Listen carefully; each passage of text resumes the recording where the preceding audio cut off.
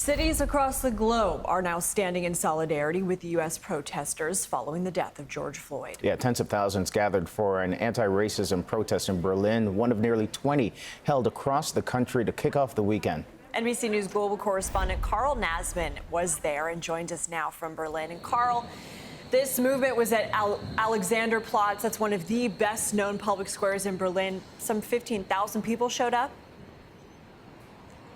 Yeah, I mean, you see it here. This is a large area, probably one of the largest public areas you can find in Berlin. Protest organizers had originally planned for 1,500. It ended up being 10 times that amount. This was so big that police had to erect barricades to keep more protesters from entering the square due to safety concerns and, well, due to coronavirus concerns as well. This was a peaceful protest, a very diverse group of people, a very young group of people.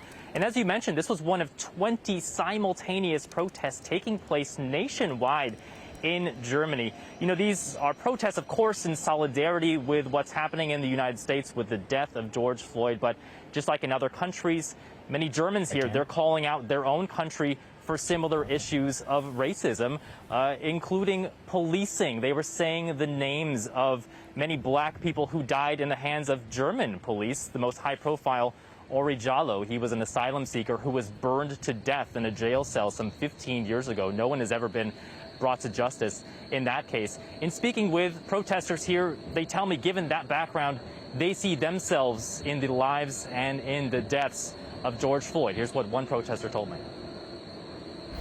It was disturbing because it's happening over and over again, and my family is black, I am black. To see how our people are treated is disgusting, and it hurts me, and I can't stand to think how people in other countries in Germany have to face that behavior towards them every day. Like in Germany, some people are racist towards me, but not in the same caliber as in the USA, and I can't stand the thought of people having to experience that behavior towards them every day.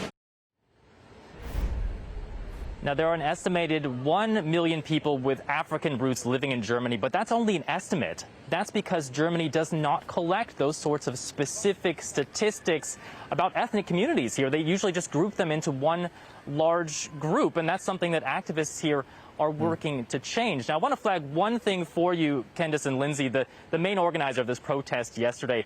He was up on stage and he said, "We have made history." And there was a feeling here that the black community in Germany, this was a milestone moment for them. This is a community that is often marginalized and silenced, and they are seemingly finding their voice here. They are finding their voice. They're also finding their voice across the pond in the UK, where there were some protests as well that took place. At times it got ugly. But I do want to bring your attention to something else I've been following, this headline that not a lot of people have been paying attention to, related to U.S. troops in Germany and reports that the Trump administration plans to withdraw more than 10,000 troops, or about 10,000 troops, from Germany. What's the reaction been like there?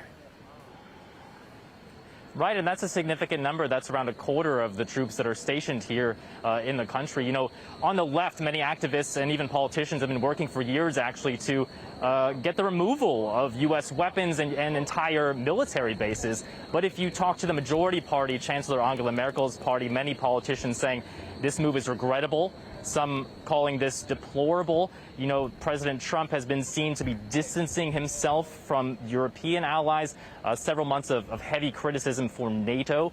And I think some are worried here in Germany that this is another signal to Russia and to Vladimir Putin that we will no longer come to the defense of our European allies. Yeah, many saying that this benefits Putin and it does not benefit the EU. NBC's Carl Nasman, thank you.